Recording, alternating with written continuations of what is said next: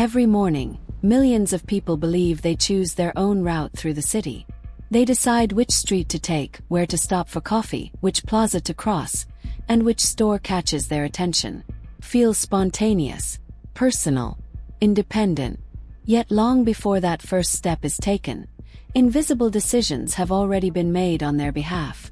Streets, sidewalks, intersections, public spaces, and commercial districts have been carefully arranged to influence where crowds gather, how long they stay, and ultimately where money changes hands. The question isn't whether cities shape human behavior. The real question is, who benefits most from the way they are designed? Cities have never been random collections of buildings. Throughout history, urban design has reflected political priorities, military strategy, public health, transportation, and economic ambition. Ancient trade routes became marketplaces. Industrial cities grew around factories and ports. Modern financial districts emerged where capital could move most efficiently. Every era left behind a physical map of its economic incentives. Today's cities continue that tradition. Only now, movement itself has become one of the most valuable resources to optimize. Every pedestrian passing a storefront represents potential revenue. Every commuter represents demand. Every tourist represents spending power. Every public square represents commercial opportunity. Urban planners, architects, developers, retailers, and transportation authorities all understand a simple principle. Where people move, businesses follow. And where businesses concentrate, more people naturally begin to move. That feedback loop quietly shapes entire neighborhoods. Behavioral science offers an important explanation. Humans rarely evaluate every possible route before walking. Instead, they favor paths that feel intuitive, safe, visually attractive, and cognitively effortless. Wide sidewalks invite movement. Open sight lines reduce uncertainty. Shade encourages longer walks. Well-designed crossings increase pedestrian flow. None of these features forces anyone to choose a particular direction, yet collectively they influence decisions thousands of times every day. The environment becomes part of the decision-making process. This principle explains why successful commercial districts rarely depend only on the quality of individual businesses. They depend on the experience of moving through the area itself. If walking feels enjoyable, people walk farther. People walk farther, they discover more businesses. If they discover more businesses, spending opportunities multiply. Comfort quietly becomes economic infrastructure. Perhaps nowhere has this relationship between design and commerce been explored more aggressively than in the United States. As cities expanded alongside automobile ownership during the 20th century, planners and private developers experimented with entirely different commercial models. Downtown districts, suburban shopping centers, mixed-use developments, and business parks each reflected distinct assumptions about how Americans preferred to live, travel, and spend. While no single model proved perfect, the willingness to continuously redesign commercial environments became one of the defining characteristics of American urban development. The goal wasn't merely moving people. It was moving economic activity. Transportation illustrates this perfectly. A new subway station doesn't simply improve mobility. Changes property values. It attracts offices. It encourages restaurants. It increases housing demand. Entire neighborhoods can transform because accessibility changes. Businesses understand this immediately. Location often determines opportunity long before marketing begins. The same logic applies at smaller scales. Corner stores benefit from visibility.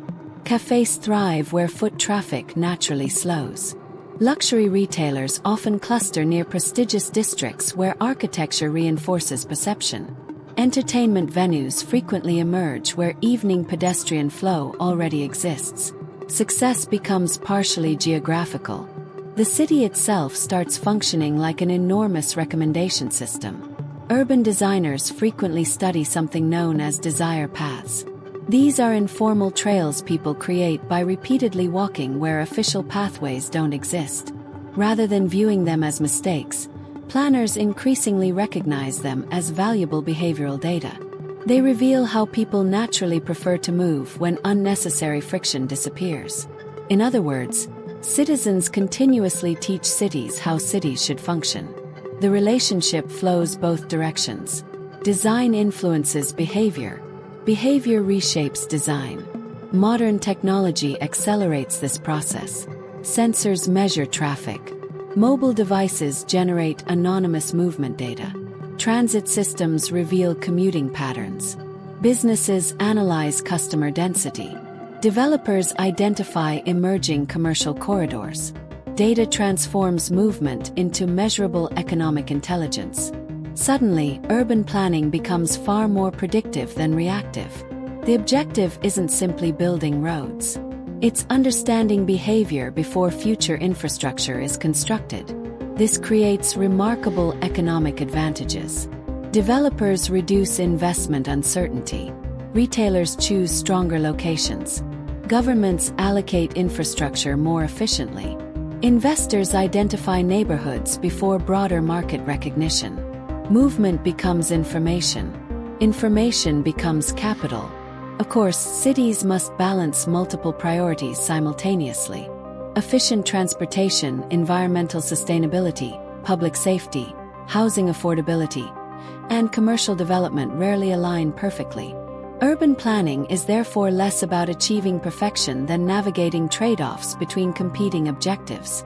That complexity explains why no city ever truly reaches a finished state. Instead, cities continuously adapt to changing technologies, demographics, and economic incentives.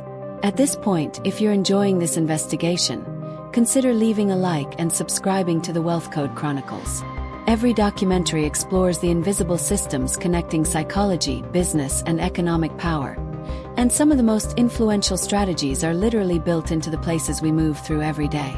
Once you begin recognizing these patterns, ordinary streets start revealing extraordinary intentions.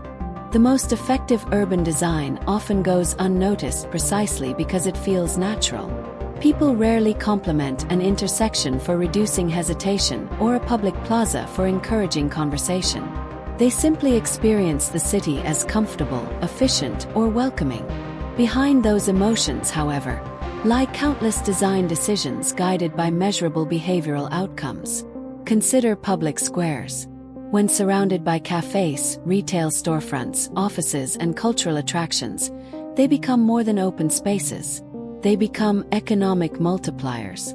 People pause, observe, socialize, and extend their visits. Longer visits increase nearby business activity without requiring aggressive advertising or direct persuasion. The environment performs much of the work. Street width creates similar effects. Narrower streets often reduce vehicle speeds, making pedestrians feel safer. Wider sidewalks encourage outdoor seating and spontaneous interaction. Trees provide shade that extends walking comfort during warmer months. Small adjustments accumulate into noticeable differences in commercial vitality. None of these elements exists in isolation. Each supports the others. Behavioral economists frequently describe how small environmental changes influence large collective outcomes. Individuals may not consciously notice every design choice, but populations consistently respond to them over time.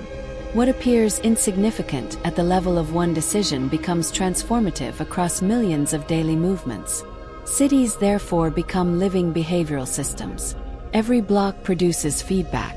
Every transit line reshapes demand. Every zoning decision influences future investment. Every public improvement changes private opportunity. Commercial ecosystems emerge gradually through repeated interactions between physical space and human behavior. Digital technology has begun extending this process even further. Navigation apps influence route selection. Real-time traffic data redistributes vehicles. Location-based recommendations guide restaurant choices. Ride-sharing services alter transportation demand. Smart infrastructure increasingly adapts according to observed movement patterns rather than fixed assumptions. Physical cities and digital systems now cooperate in ways that would have seemed extraordinary only a generation ago. This convergence creates new opportunities. Businesses identify underserved neighborhoods. Municipalities improve traffic efficiency. Developers optimize mixed-use projects. Consumers discover greater convenience. At the same time, it also raises important questions about transparency and influence. If navigation software consistently directs pedestrians through particular commercial districts, who benefits? If public investment dramatically increases nearby property values, who captures those gains? If movement data becomes commercially valuable, who should control it? These questions don't imply hidden conspiracies. They reflect incentives. Cities naturally attract investment toward places where movement, accessibility, and economic activity reinforce one another. That feedback loop has always existed. Technology simply makes it faster, more measurable, and increasingly precise. Importantly, designing for economic activity doesn't automatically conflict with public interest. Walkable neighborhoods often improve public health. Efficient transit reduces congestion. Attractive public spaces strengthen local communities. Thriving commercial districts create employment and tax revenue that support broader civic services. In many cases, commercial success and public benefit align remarkably well. The challenge emerges when optimization favors one objective while quietly weakening another. Maximizing traffic may reduce tranquility. Increasing tourism may raise housing costs. Encouraging development may alter neighborhood identity. Urban design constantly negotiates these competing outcomes. There is no perfect blueprint, only evolving priorities shaped by economics, politics, culture, and human behavior. Perhaps the most fascinating realization is that cities communicate without speaking. Every boulevard invites or discourages movement. Every park encourages certain activities. Every commercial district sends subtle signals about where attention, investment, and opportunity should concentrate. People believe they are simply navigating the city. In reality, the city is also gently navigating them. Before deciding whether that feels empowering or unsettling, consider one final question.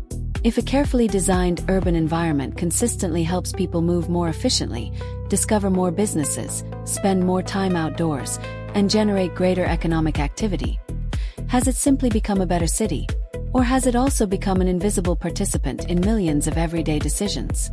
If you want to decode the systems behind these digital empires and build your own, check the first link in the description. As artificial intelligence, real-time data, and behavioral science become increasingly integrated into urban planning, tomorrow's cities will likely become even better at anticipating where people want to go before they arrive. And if the places around you quietly influence every step you take, how certain are you that you've always been choosing the path entirely on your own?